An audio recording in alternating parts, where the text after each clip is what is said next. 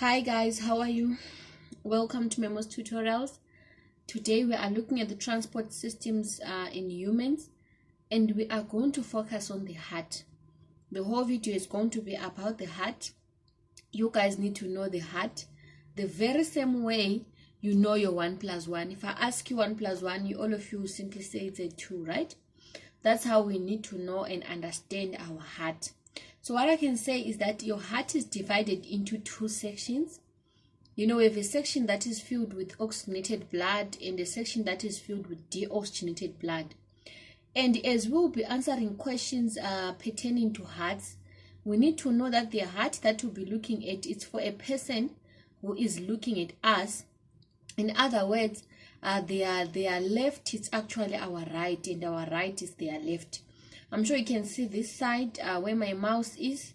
This is the left side of this heart because it's the heart of someone looking at me. And this is their right side of the heart. So what happens is, okay, please take note of this. As you breathe in and out, as we breathe in oxygen, right? So what happens is the oxygenated blood, it's carried from the lungs into our heart through the pulmonary vein. And when it enters in the pulmonary vein, it then goes to what we call the left atrium. From the left atrium, it goes down to the left ventricle, right? And then from the left ventricle, it then goes out of our heart through the aorta. It is going to be pumped outside of our heart through the aorta.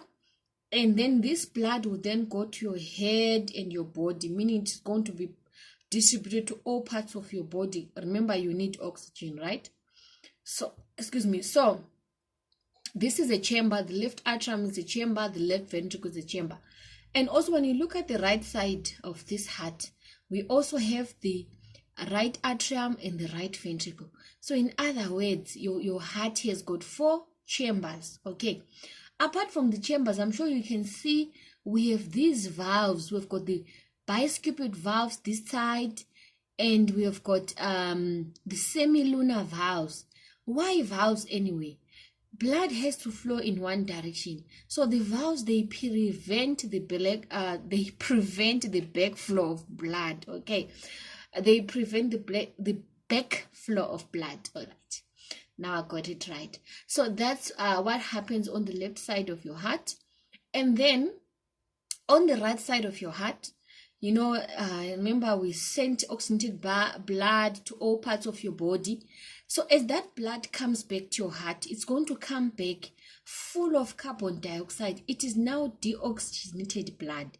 And it's going to enter your heart through the vena cava. And it's going to enter the right atrium.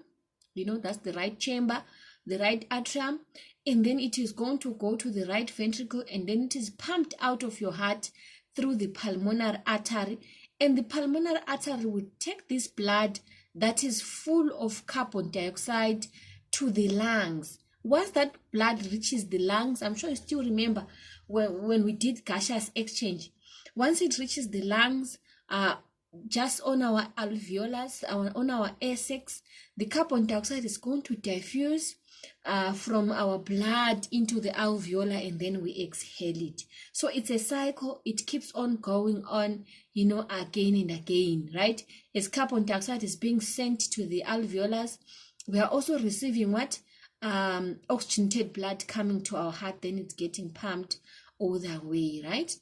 I'm sure you can see what separates your heart into 2 is the septum, this one, and then I'm sure you can also see that the left side of your heart is a little bit thicker than the right side of your heart. Why is it thicker? Remember, it has to pump blood to all parts of your body. Imagine to your head and the whole parts of your body.